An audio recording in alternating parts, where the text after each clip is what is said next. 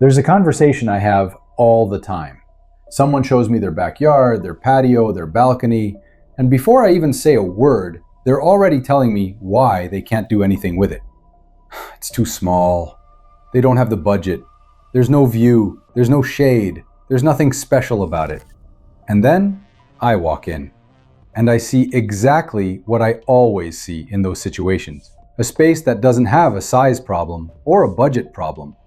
It has a belief problem. Somewhere along the way, someone convinced them that having a beautiful outdoor space meant they needed more. More square footage, more money, more of something they don't have. That's the most expensive lie in outdoor design. And today, we're breaking it down point by point. Because I've seen 20 by 20 patios that feel like a private resort. And I've seen massive terraces that feel like a parking lot with plants. The difference was never the size. It was always the intention behind every single decision. If you have an outdoor space you're not using, that you don't love, that you feel like there's no fixing, this video is for you. Stick around to the end, because the last point is the one that changes everything, and it costs the least. Hit subscribe before we get into it. This channel exists to show you what everyone else is missing. And the first place that paralysis shows up is always the same. People tell me, I don't even know where to start because I don't know exactly how I'm going to use it. And while they're planning, the space just sits there, empty, unused. That spot no one ever goes to. But there's one question that changes everything. It's not how you're going to use the space. It's what time of day you want it for. Is it for that morning coffee before the noise kicks in? Is it for dinner outside once the heat dies down? Is it for the kids or the grandkids to have a spot where they can just be without you hovering? Is it for sitting alone with a book where nobody's bothering you? That answer defines everything. Because a space for morning coffee needs one comfortable chair, a small table, and shade. A space for dinner needs a table that can handle real plates. And lighting that's not so bright it kills the mood. A space for the grandkids needs a flat, safe surface, not decor. Once you know what moment the space is for, the decisions become obvious. And you stop buying stuff that looks great in the store but doesn't solve anything in your actual life. Start there. One moment, one use, one zone. The rest falls into place. But there's something else I hear just as often. And this one hits harder because people say it with total resignation. They tell me, my space is just too small. I can't really do anything interesting with it. It's the one I hear the most. And it's the one that's the most wrong. Small spaces have an advantage that big ones don't. The intimacy is built in. You don't have to create it, it's already there. You just have to not ruin it. And the most common way to ruin a small space is putting one single chair out there. One chair on a balcony or a small patio doesn't say cozy spot. It says place where someone sits and waits for something. Two chairs and a small table say something completely different. They say you can have a conversation here. They say there's room for two. They say someone actually thought about this space. The difference between one chair and two chairs might be $50. And the visual and emotional impact is completely out of proportion to the cost. For really small spaces, the setup that works best is an L shape. A love seat or two chairs angled with a small table in the corner. That creates a conversation zone that feels contained and intentional. Doesn't matter if the space is 10 by 6. That layout turns it into an outdoor room. And once you've got that zone defined, an outdoor rug underneath seals the deal. The moment you put a rug under outdoor furniture, the space stops being a patio and starts being an outdoor living room. That shift in perception is instant, and it's priceless. Now let's say you've got the space figured out and the furniture's in place. There's something most people completely overlook, and it's stealing the best hours from their space: lighting. Outdoor lighting isn't functional, it's atmospheric. And the difference between a space you only use during the day and one you use until 10 at night almost always comes down to lighting. Think about your favorite restaurants, the ones with patios where you just want to stay. Almost none of them use bright, white overhead lights. They use warm, diffused light at different heights. They create layers of light that make the space feel intimate, even when you're surrounded by other people.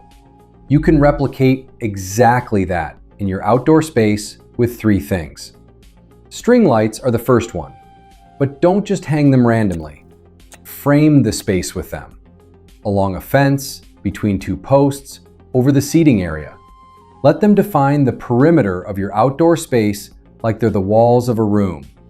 Create visual containment that makes the space feel more intimate and more designed. The second one is solar ground lights, along a path or around the edges. No wiring needed. They turn on by themselves when it gets dark, and they add a layer of low light that no ceiling fixture can replicate. The third, if you've got trees or architectural features, a couple of uplights aimed upward turn them into nighttime showpieces. A tree lit from below at night looks completely different from a tree lit by the sun. It's got drama, got presence. With those 3 things, your outdoor space gets extra hours of use every single day. And those are the best hours. When the heat's gone, when the day's done, when you can finally sit down without anyone needing something from you. If this video is changing how you see your outdoor space, hit the like button so it's just sitting there. That helps me more than you know. And then there's the cold.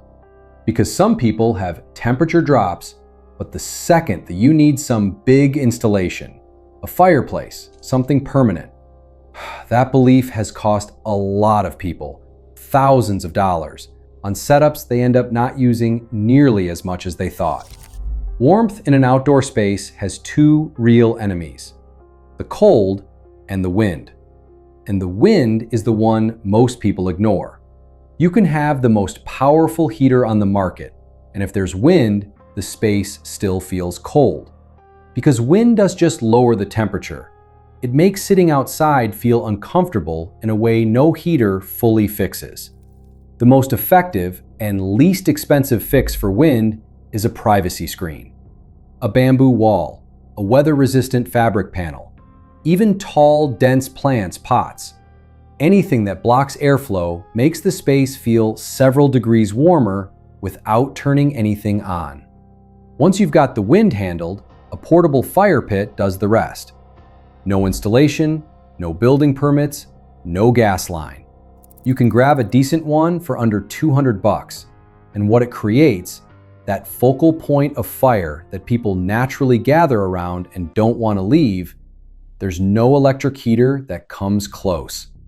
There's something about fire that makes conversations last longer, that makes nobody want to be the first one to get up, that stretches time outside without anyone planning it.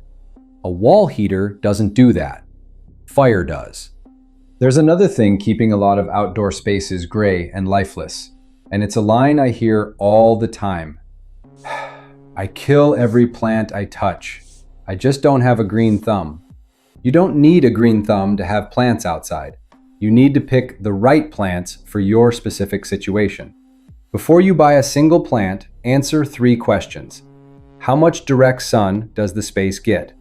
How often are you realistically going to water?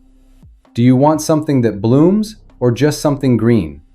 With those 3 answers, any garden center can help you pick plants that basically take care of themselves in your specific climate. Not every plant needs constant attention. A lot of the most beautiful ones are the toughest. But there's something else plants do in an outdoor space that goes way beyond looks. They create privacy. A row of tall plants in big pots can block your neighbor's view of your patio better than any fence. And it does it in a way that feels organic, alive, intentional. And if you really don't want to deal with live plants, there's an option that works better than you'd think. One single, high-quality outdoor artificial plant placed strategically does more for the space than 10 mediocre ones.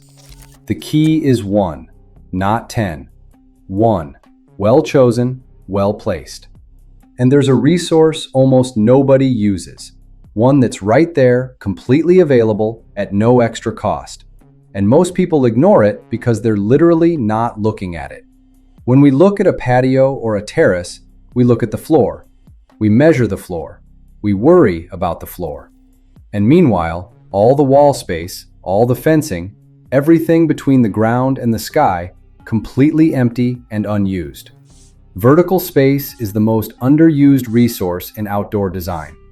And it's where small spaces can gain the most. A wall with hanging plants or a vertical garden completely transforms how the space feels. It doesn't just add green, it adds height. And height makes the space feel bigger, not smaller. A fence with string lights wrapped around it and a few hanging plants stops being the edge of the space and becomes a feature wall. The difference between feeling boxed in and feeling cozy is exactly that. A bare fence boxes you in. A fence with life makes you feel held. And if you've got a corner you don't know what to do with, that's the spot for a vertical structure. An arch, a small pergola, even a garden obelisk with a climbing plant. Empty corners in outdoor spaces feel like mistakes. Corners with a vertical structure feel like decisions. If you know someone who's been saying for months they can't do anything with their balcony or their patio, send them this video. Sometimes all it takes is someone showing you that, yeah, you actually can. But after all of this, there is something that has nothing to do with furniture or plants or lights. And it makes the biggest difference of all. It's not using it.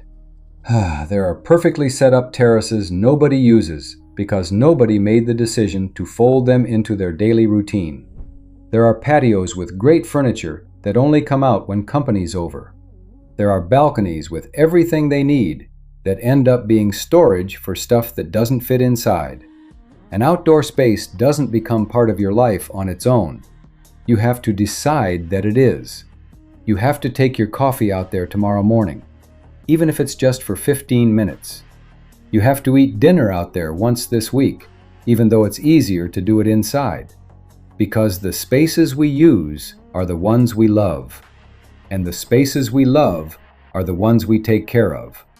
And the spaces we take care of are the ones that become beautiful over time, not because we spent more on them, but because we gave them something no budget can buy: presence. Your outdoor space doesn't need more money. It needs more you. Which of these beliefs did you have about your outdoor space? Tell me in the comments. And if there's one I didn't mention, let me know that too. The next video shows you exactly what mistakes are making your outdoor kitchen look cheaper than it is. See you there.